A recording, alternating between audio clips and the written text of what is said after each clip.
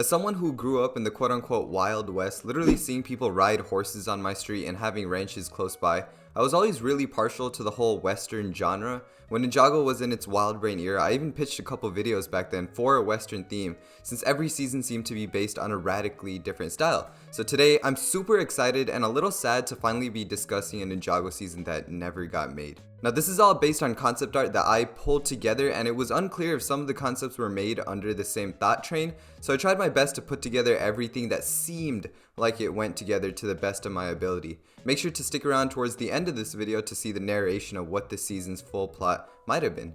Starting off, we have this key visual simply called The Race. Maybe the ninja have to race this guy on a giant snake for his survival. This was supposed to come out around the time The Island came out, where every season seemed to be about the ninja visiting a new world and fighting whatever conflict resided there. So maybe they ran into some similar issues here. Concept art always tends to look better than what we get in the show, and I feel like that would have been the case here, since there's a lot of sand here and Ninjago still hadn't nailed sand and dust yet, in my opinion.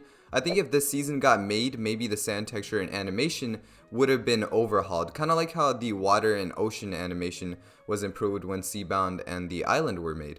The wagon bounty looks so awesome. The land bounty is one of my personal favorite sets to this day, and this one checks so many of those boxes for me, if not more. I wonder if those horses would have been brick built had we actually got this set. They look pretty giant compared to Wu, so I would assume they would be brick built.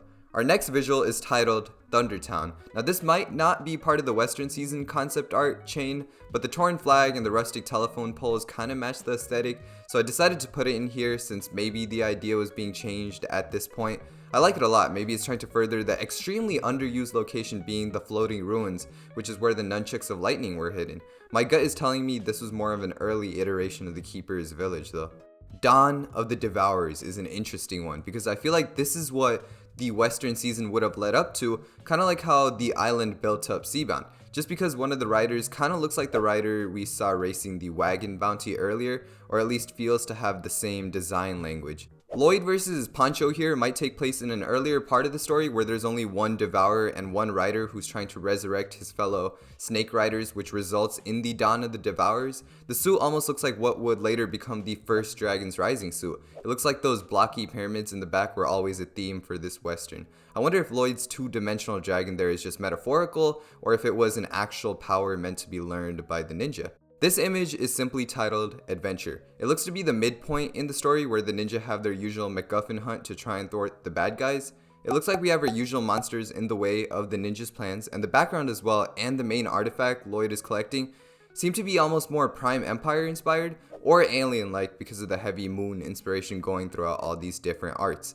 And we'll see more alien influence as we go forward. Cowboys and aliens aren't the weirdest thing to go together. In fact, they have went together on the big screen before, and I kind of grew up with this concept being normalized. So the following images look to be inspiration for a whole different season, but I feel like they can be pieced together and wouldn't look too out of place. Again, we don't have too much information on what is what, so this is all just me trying to put the story together and making sure we don't miss anything, even if it is super unlikely it was part of this.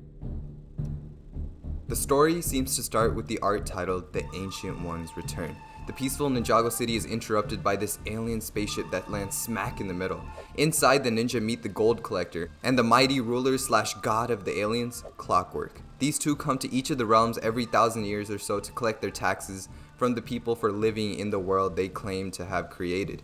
They soon learn that the Great Devourer always kept these guys away, and its destruction let them come back. So the ninja seek help from Pancho, the last Devourer rider, and race against him, as well as collect artifacts to help him resurrect his crew. In doing so, they are able to result in Pancho's army of Devourers to scare Clockwork off the planet once again.